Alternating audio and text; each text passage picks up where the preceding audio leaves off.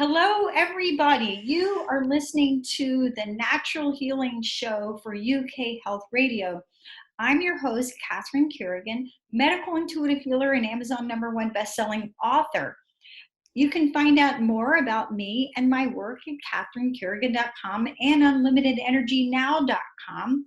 While you're there, sign up for my newsletter to find out more information about how you can be healthy naturally. Now, our guest today is Dr. Pankaj Vij. He is an internal medicine doctor and an expert on metabolism.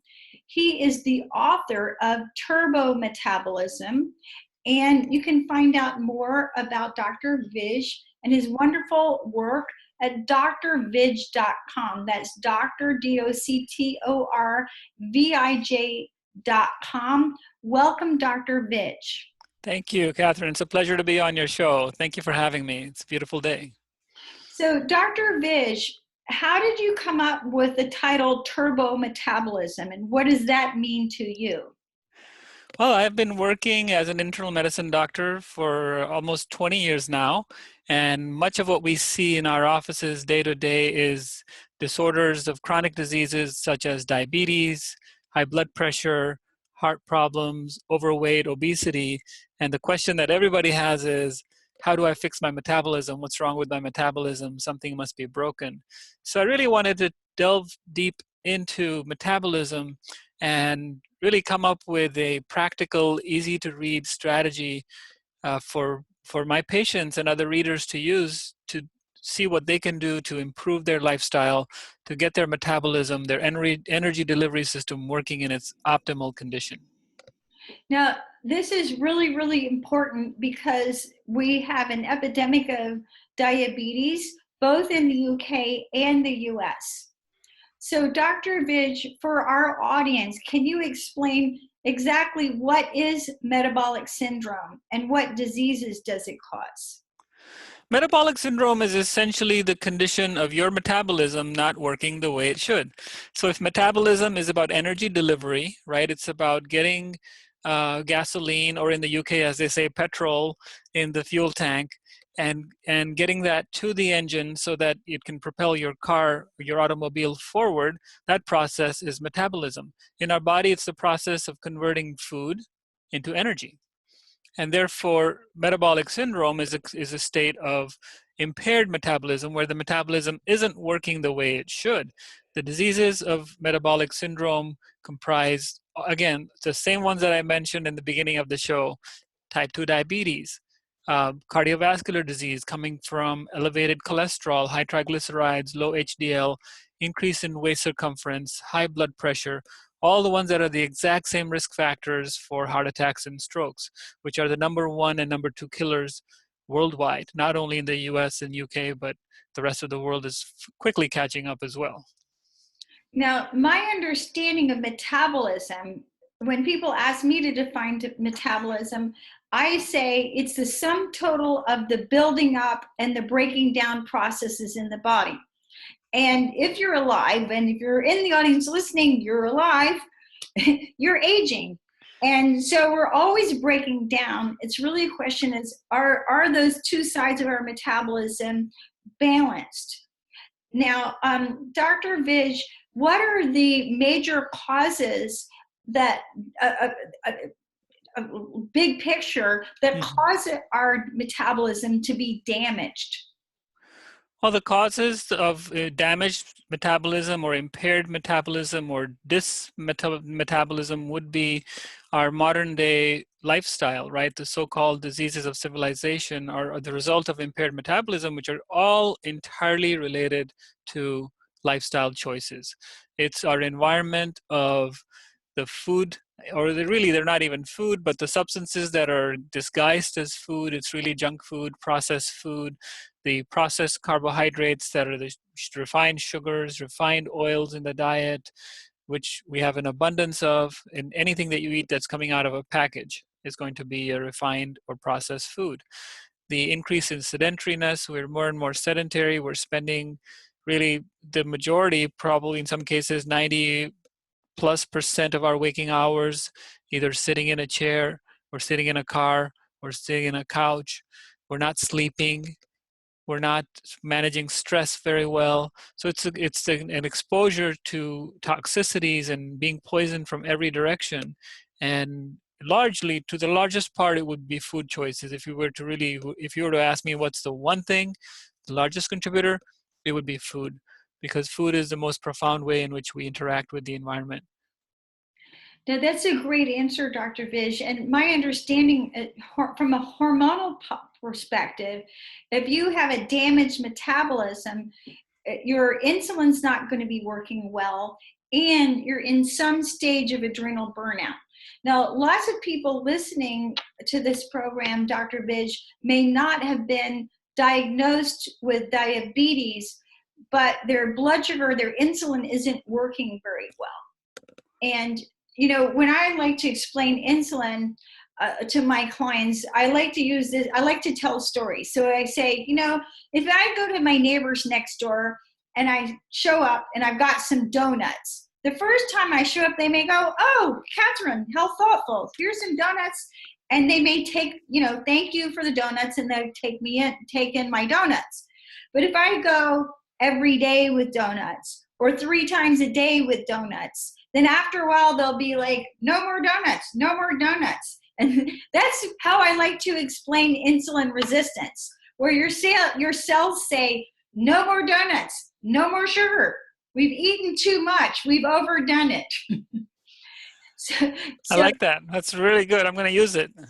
Yeah, it's like, no more donuts. You brought me too many donuts. So Dr. Vij, what are some signs for our audience that they're becoming insulin resistant, even if they haven't been diagnosed with diabetes? You're absolutely right, Catherine. It's a spectrum, right? You might not have been diagnosed with diabetes, but you may have some degree of insulin resistance when your body's saying no more donuts, or essentially the door isn't opening when you go ring the doorbell with the donuts. And some signs, and an obvious way to do that would be to actually measure blood glucose. And we now have a category called pre-diabetes, which used to be called impaired glucose tolerance.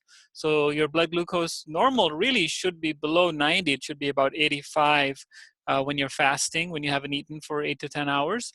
But if it's above 99, between 99 and 126, we can say that we have some impairment in glucose tolerance or pre-diabetes. You don't have diabetes yet, you have some insulin resistance. Another way to do that would be by measuring what's called the HbA1c, which is a blood test that measures 3-month averages of blood glucose. And if your HbA1c is above 5.6, that could be a sign that you're averaging higher numbers if you trend back over the past 3 months. But the most easy way to do it would be to look at waist circumference. So if you have a belly, right, if you have increase in waist circumference, that's a pretty good sign. And for a man, if you're above about 38 inches, if you're a woman and you're about 34 inches on your waist circumference at the belly button, that's a pretty good sign that you have the start of some insulin resistance. And if you want an even easier no-brainer way to do it, you could take off all your clothes and stand in the shower and look down. And if you're a man and if you can't see your penis, you've probably got a belly that's causing insulin resistance. If you're a woman and you can't see your toes or your kneecaps, it's a pretty good sign that you have some insulin resistance. And those would be some much more obvious ways where you don't need a blood test or even a measuring tape. Those are really, really great ways of looking at it. And, one thing that I recommend a lot of my clients to do, if you're really serious about it, is to actually get a blood sugar monitor. Yes. And again, because you want to stop this train before you actually get diabetes. Absolutely. And so again, you can get a blood sugar monitor. And myself, when I was younger, I used to have terrible hypoglycemia. I used to have really bad low blood sugar. And then what happened to me was Johnson & Johnson actually asked me to be a spokesman for them. And so I knew I had to prick my finger on national TV. So I started measuring my blood sugar just so that when I had to do it on camera, I didn't freak out. And it was really the greatest gift, because one of the things that we know from coaching, one of the things we know from scientific research is one of the quickest ways to start controlling anything is to measure it. Absolutely. So Yep. if you start measuring your own blood sugar, and like Dr. Vij says, you want your fasting blood sugar to be below 99. Is that correct? That is absolutely correct. Ideally, it should be way below 99. It should be around 85 if you're healthy and strong and everything is working good. If you're an Olympic athlete, you're probably, the fasting blood sugars are running much lower than 99. They're probably running in the 70s and 80s all the time. Not only fasting, but even after they eat. Why? Because they're in a state of turbo metabolism. They've got that fantastic energy delivery system where everything that they consume is being converted into output. You look at an ace swimmer or runner, sprinter, and these people measure their numbers and they're maintaining it in the perfect state of below 85 at all times. Now, we've talked, Dr. Vij, about ways that people can tell whether they're diabetic or not. And we've used the analogy of you bring your neighbor donuts 3 times a day and then they don't want to see you anymore. But let's talk about what are some signs that you're in adrenal burnout. Because when your adrenals are burned out, that also contributes to a damaged metabolism. Well, I believe that our exposure to chronic and unrelenting stress and lack of sleep will, over time, overwhelm the stress management system. We're designed to deal with fight or flight for short periods of time, right? If you're a zebra running in the Serengeti and you're getting chased by an animal that wants you to have you for lunch, it's going to be quick. Either that animal's going to catch up with you and you become lunch, or you can escape and you can go have lunch. But either way, the whole process starts 5 or 10 minutes. In our modern day living, we're dealing with unrelenting stressors of work environments that are not ideal, or relationships that aren't fulfilling. We're dealing with traffic jams, we're dealing with taxes, we're dealing with politicians that don't tell the truth, we're dealing with teenagers that don't listen to us. And these are stressors that we can't really get away from. And so that fight or flight response then has to stay on over a prolonged period of time, unless we have really good strategies to be able to turn on the relaxation response and to cope with that stress. And so the adrenals are firing all the time with these stress hormones. And just like anything else, if you keep driving downhill with your foot on the brake pedal all the time, every day, over time, your brake pads are going to wear off. And similarly, your adrenals have limited capacity. And so some signs of that would be lack of energy, fatigue, irritability, and the list goes on and on. Yeah, I just got off the phone with a client in Canada, and she's running her own business and has 2 children, including an 18-month-old. And she Wow. was worried, very worried about her health. She wanted a medical intuitive reading. And I said, hey, it's really simple. You're totally exhausted, and you're not going to get better until you get some rest. Now, Dr. Vij, your book, Turbo Metabolism, is really helpful and has some great information about how we can reverse chronic diseases like heart disease and diabetes. And I'm very much about giving people hope. If someone has diabetes, in your professional opinion, when they follow your suggestions in turbo metabolism, how long would it actually take for them to reverse diabetes? So we've had some really good results, especially in people that have become diabetic very, very recently. If you've had type 2 diabetes for a long time meaning if it's more than 7 to 10 years, then there's some permanent damage that may remain. But even in those cases, we can reduce medications. In just about everyone, we can reduce the need for medications or reduce the dosage of medications, improve glycemic control, help them have more energy, help them feel better.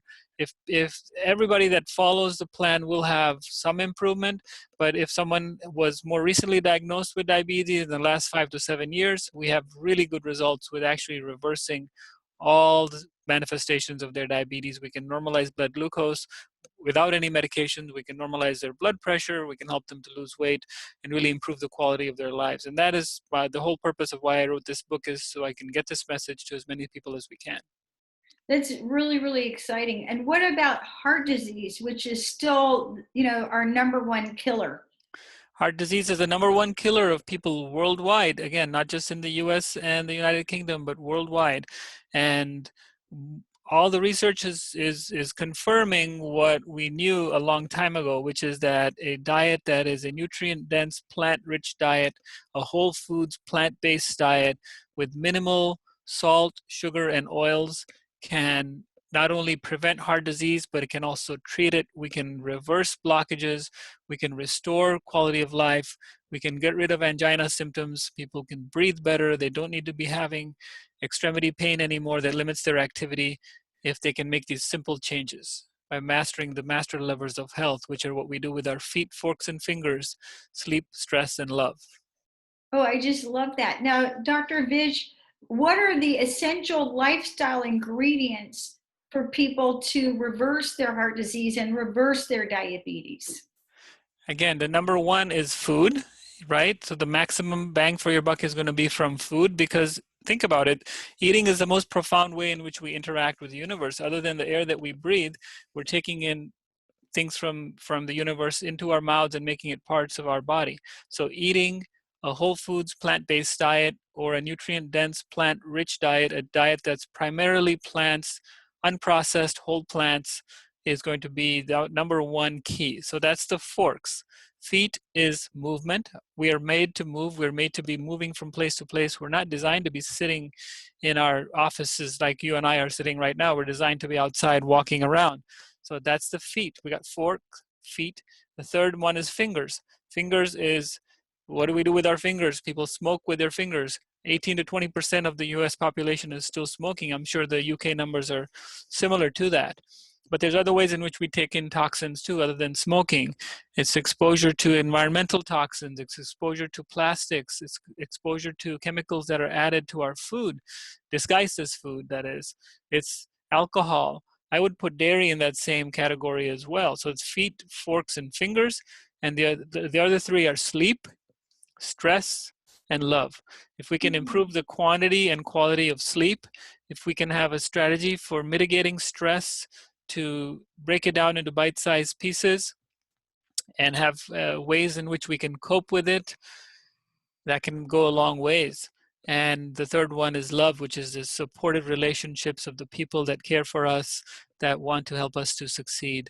That makes probably the biggest difference of all. It's not about willpower, it's about friend power. It's about who's there to support you and help you go in the direction that you're trying to go.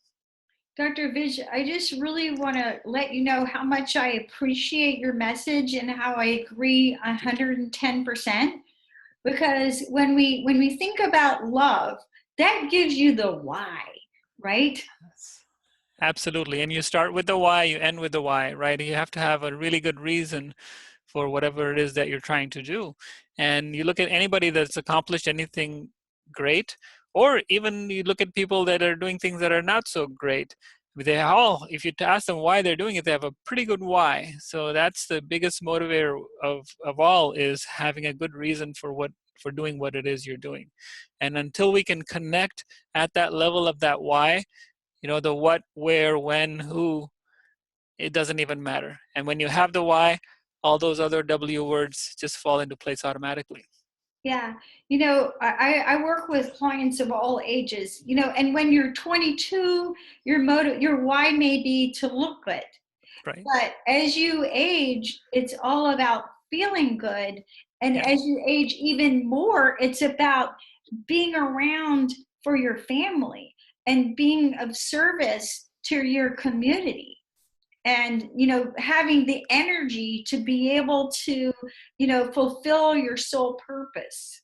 Yeah, I love the word health span. So it's not about having a longer lifespan of sitting in a rocking chair somewhere, reading the newspaper or knitting. It's really about being vibrant, healthy, and strong, so that we're able to have these beautiful experiences and to be able to grow and contribute and give something back to the universe around us, regardless of our age. So it's about adding more life to our years, not so much about adding years to our lives. Well, it's both, but really the life in the years matters more than the years in the life.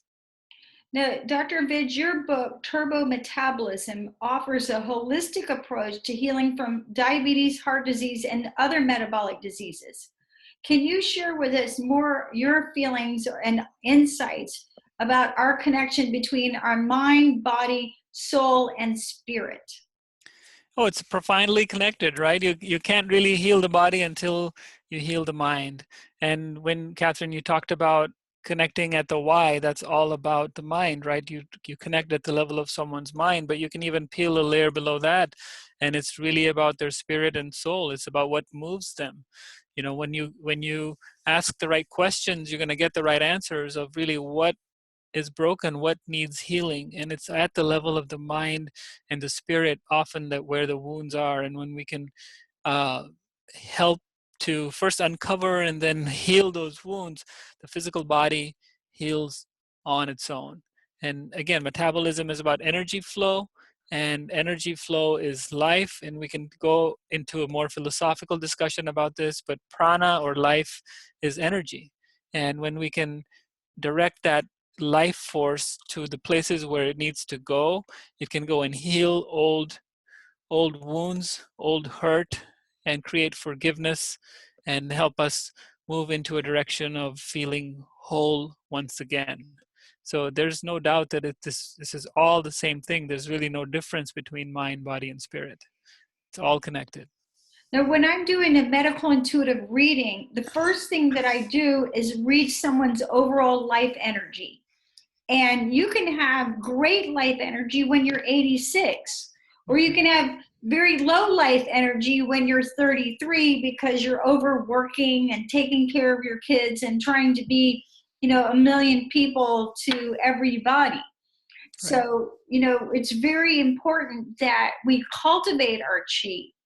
And as I said, I was just talking to this woman today who was exhausted and she felt so bad. She was sure she had a serious illness. And I talked to her about in terms of energy, and it made complete sense to us. Now, going back to diet, in your book, Turbo Metabolism, Dr. Vij, you say that the typical American diet might be the modern day equivalent of the Trojan horse. Can you explain what you mean by that? Well, it's quite simple. I mean, you look at what people are eating. You just look around. Anywhere you go, you could go to, a shopping center, a mall, an amusement park, even a school recess, and you look at what people are putting in their mouths, and this is toxic waste. This is toxic substances that are disguised as food. And one could be a conspiracy theorist and say, "Oh my God, this is a diet that's designed to make people get really sick and slowly lose their energy.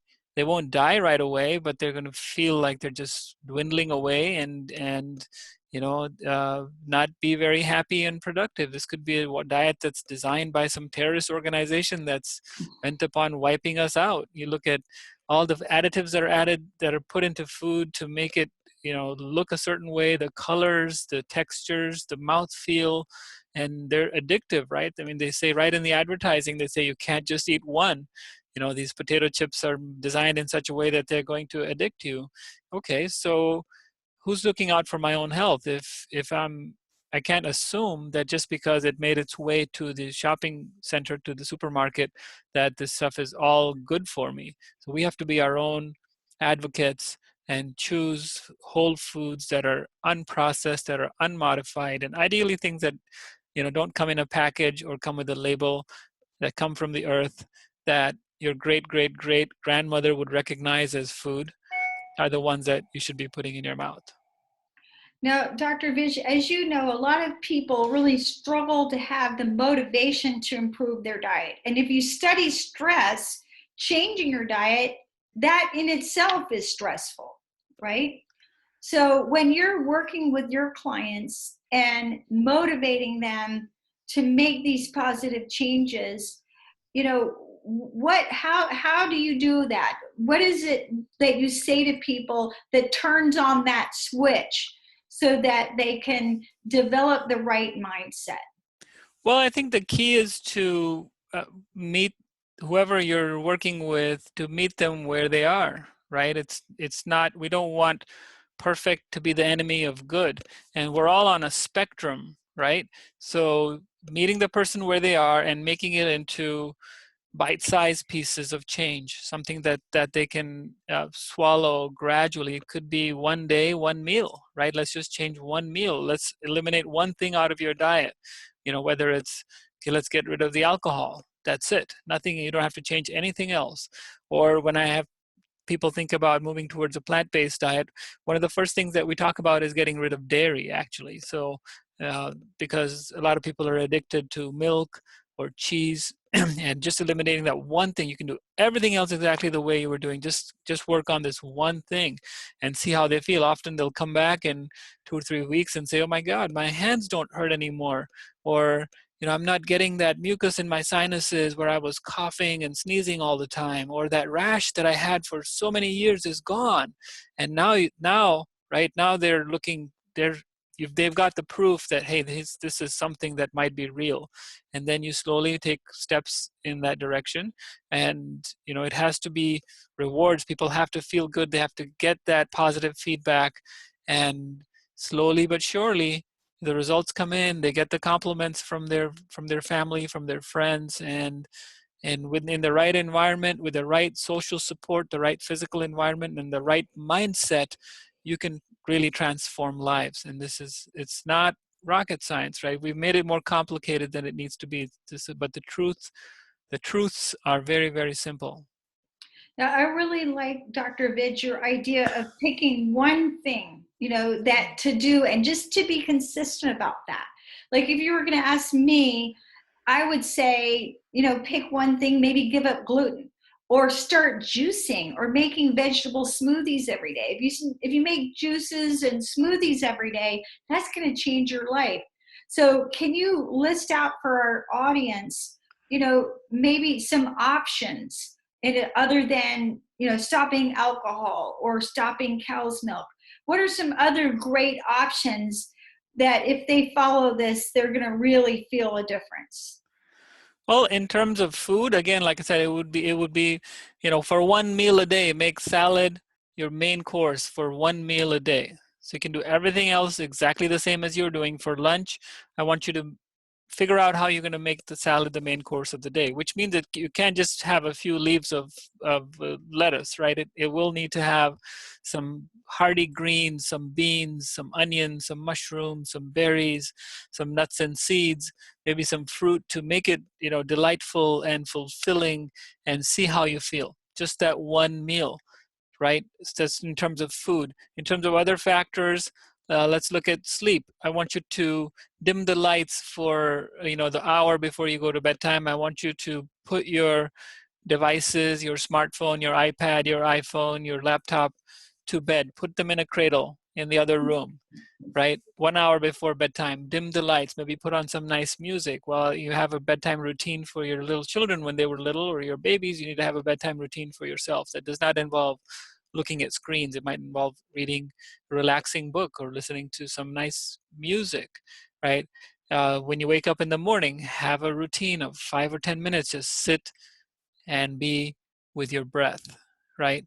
So simple things we can change. For physical activity, you don't have to join the gym and start lifting weights with, Olympic weightlifters. Just make a goal to walk a few steps. Park your car a little bit further away. Take the stairs instead of the elevator. It's simple changes we can make. Walk for 5 or 10 minutes after every meal. If you feel like your joints hurt, you can stop. The park has benches. You can stop, get up when you feel ready, walk a little bit more. It doesn't matter what stage of life you're in. It doesn't matter how old you are. I think all of us have that capacity and the resources to make those right choices that will make the quality of our lives just a little bit better. And I really like the way that you're thinking. And if anybody out there is feeling overwhelmed, then you can just start with a few small choices. There's a concept called Kaizen, which is a Japanese concept of exactly this. Just pick a change, a small change, and be very consistent with it and see how it changes your life. Now, Dr. Vij, in your book, you introduced the concept of chakras, which are, if I'm doing a medical intuitive reading, I'm absolutely reading the chakras. In your point of view, as a medical doctor, what are the chakras and what do they have to do with our metabolism? So I think it's really fascinating how what we see in life and in science can often correlate with the things that you might have read in some book about spirituality. And a really simplistic way of thinking about this is, when a baby is born, its needs are to have food and water and to maybe have its diaper changed, right? And to be held. As the baby gets a little bit older, turns into a young child, now it has a need for connection with other people, of making friends as they go to school. They get a little bit older, they want a little bit more. You're a teenager now, you're looking at friends, you're also looking for maybe romance or some sort of sexual intimacy. And then we get a little bit older, from teenage we go into college, and we're looking at expanding our horizons in terms of our intellectual development. And then we become adults and we're looking at social recognition and accomplishing things in our career. And as we get older and we've accomplished that too, we get to the highest level, which is, what's my unique purpose in life? What do I have to live behind as my legacy, right? That makes sense to everyone, as sort of in general, your life cycle it looks somewhat like that. And you look at the chakra system, the root chakras, the base chakras are all about survival and sexuality. So it's those needs, which are the primordial needs to really keep us alive, are to have food, water, safety, and security, and to be able to procreate so that we can keep the species alive. But then as you get up the chakra system, the fourth chakra is the heart chakra, which is about connecting with other people. And we talked about connection as being one of our human needs. And then we go up higher, and the upper chakras are about speaking the truth and about self-actualization, and eventually of liberation or nirvana, or connecting with something that's higher than ourselves. And you look at our life cycles, and we have those kinds of needs as we get older.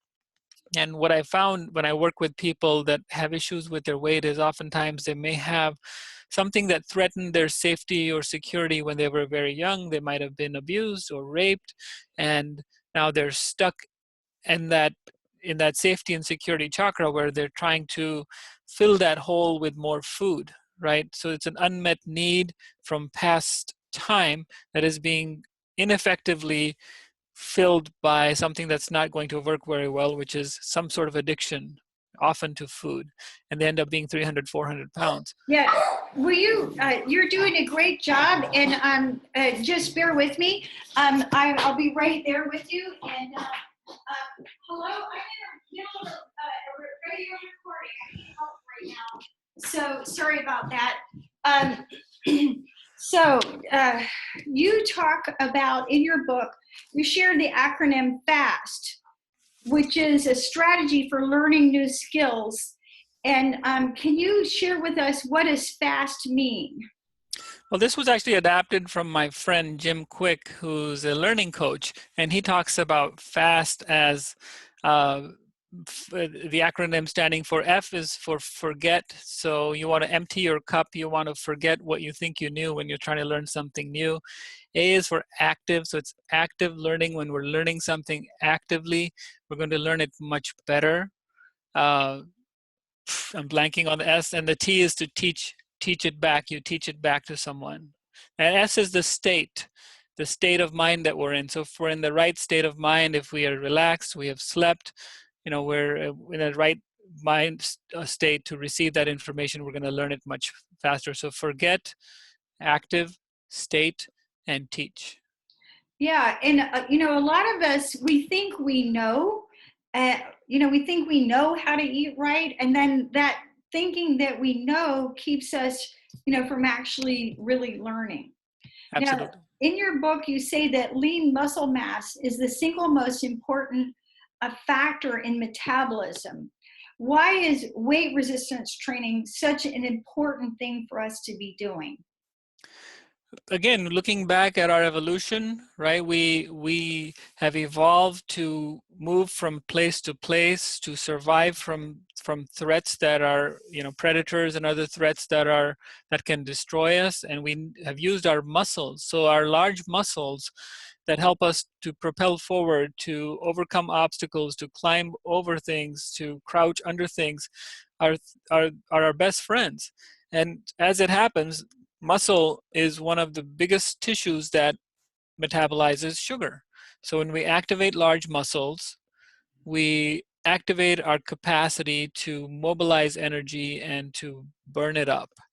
And this does not mean that you have to join a gym and start, pounding bench press with 200-pound plates. It could be body weights. You're doing things like push-ups, pull-ups, squats, planks, where we just move our body weight from, against gravity, can be excellent resistance exercise that can help activate those large muscles, because those large muscles are our best friend in our quest to get into turbo metabolism.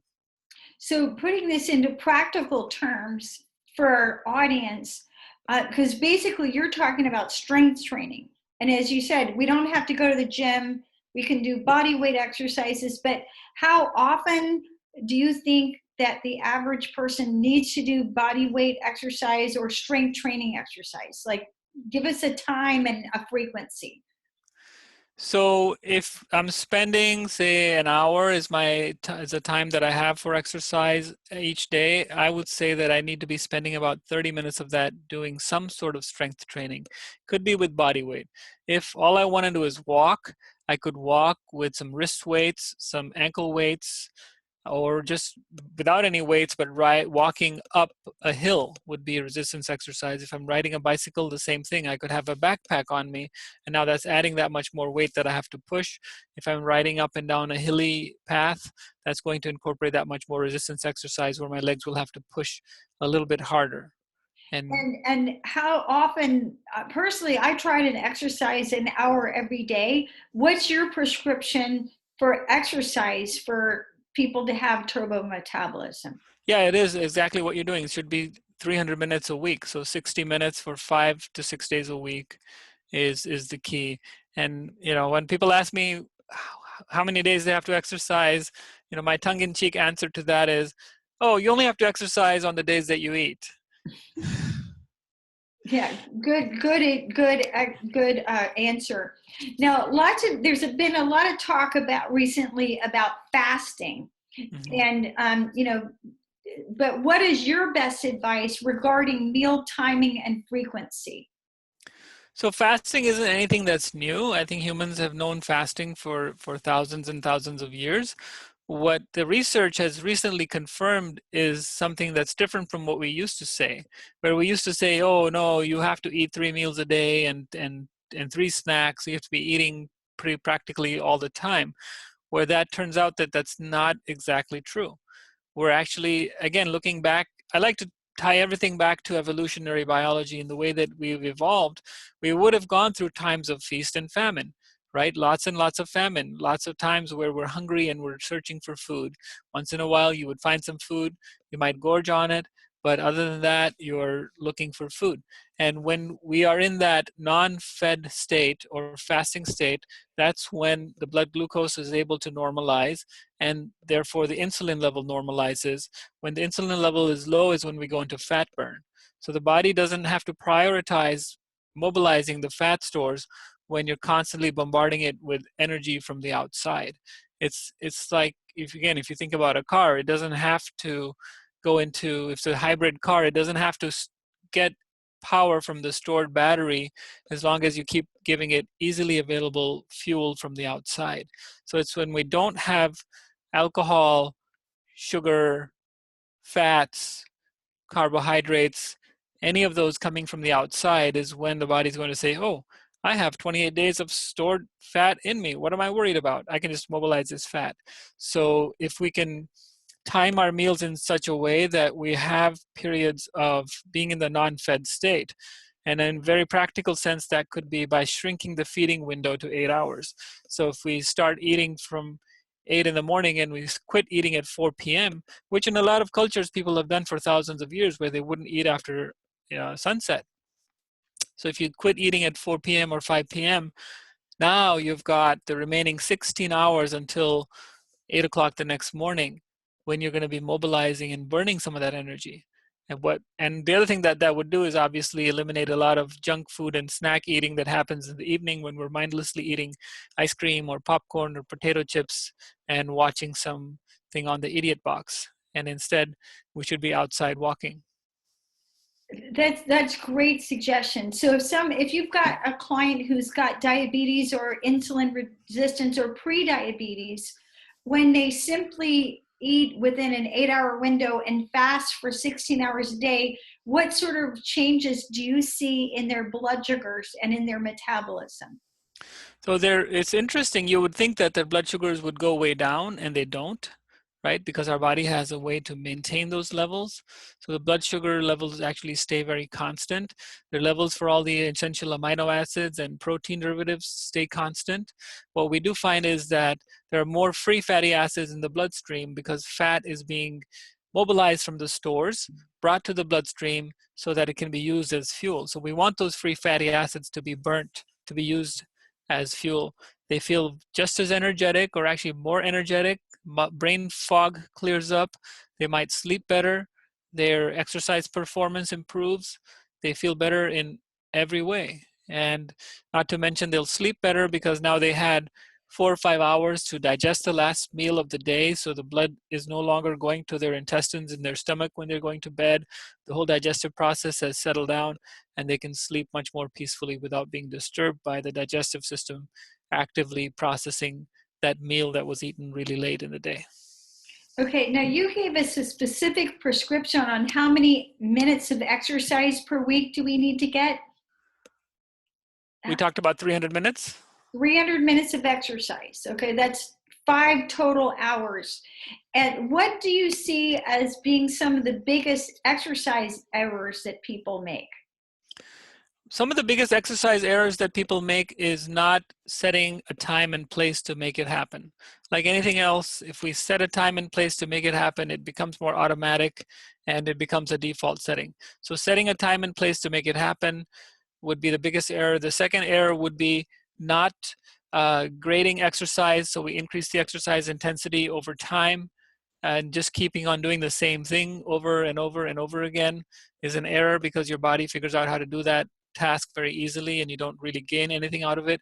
And the third biggest error is spending all your exercise time doing cardio, either on the treadmill or the bicycle or the stair stepper, instead of spending some of that time doing resistance exercise.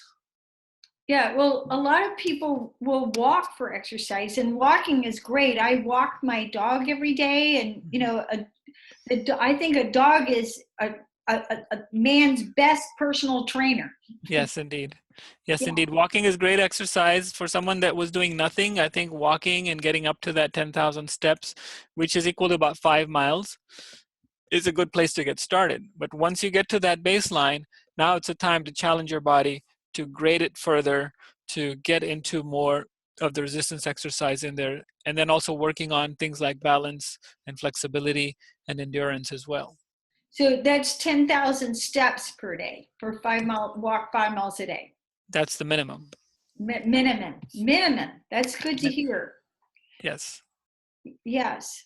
Now, you have a whole chapter in your book, Turbo Metabolism, about the importance of getting a good night's sleep. When people don't get enough sleep, how does that adversely affect their metabolism? Yeah, so we used to think that sleep is this passive state where you just stop talking and walking and close your eyes, but it turns out it's a complex, active process that involves the entire body. Your brain is resetting itself, your memory is being consolidated, your creativity is improving, but most importantly, your appetite and your metabolic hormones are regulated at that time of sleep. So you could think about it as a time of really rebooting the computer. This is when all the software upgrades are coming in and the patches are being put on for any software glitches and bugs in the body. And people that don't get enough sleep, even in a very short time, you can demonstrate that they have much more difficulty with their cravings. They're craving more sugary, fatty, salty foods. You can induce insulin resistance in a matter of days just by restricting someone's sleep in a lab. Sleep is critically important and may actually be the most important and the most neglected component of turbometabolism. Wow. So you can make someone diabetic just by making them sleep deprived. In 3 days. It's been In shown 3 in the days. lab that you can induce insulin resistance in as little as 3 days. While feeding them a diet that's just fine. Two groups of people, one that's sleep restricted, the other one that's getting, the required amount of sleep. Everything else is the same diet, same exercise, same environment, same space, same demographic. And the group that is sleep deprived gets an insulin resistance into 3 days. That's amazing. Yes. Now, Dr. Vij, author of Turbo Metabolism, any final thoughts for our audience? My final thought would be that, if you're sitting here listening or watching this, there's more right with you than wrong. You do have the power to change your life. It doesn't matter how sick you think you are. It doesn't matter how old you think you are. It doesn't matter what conditions you're in, how much money you have. You can adopt these very, very simple changes that are within our control, and you can make the quality of your life a lot better by making the right choices. So just do it. So Dr. Vij, one of his great contributions is that he's got medical science research backing up what he's saying in his wonderful book, Turbo Metabolism. You can find out more about his wonderful work at drvij.com, and that's DOCTORVIJ.com. This is Catherine Carrigan, host of the Natural Healing Show for UK Health Radio. You can find out more about me and my work at catherinecarrigan.com and unlimitedenergynow.com. And remember, when you take the time to sleep well, exercise well, you're going to make your metabolism turbocharged, and you're going to feel great naturally without medication. Thanks so much for listening to the Natural Healing Show, and we'll see you next time.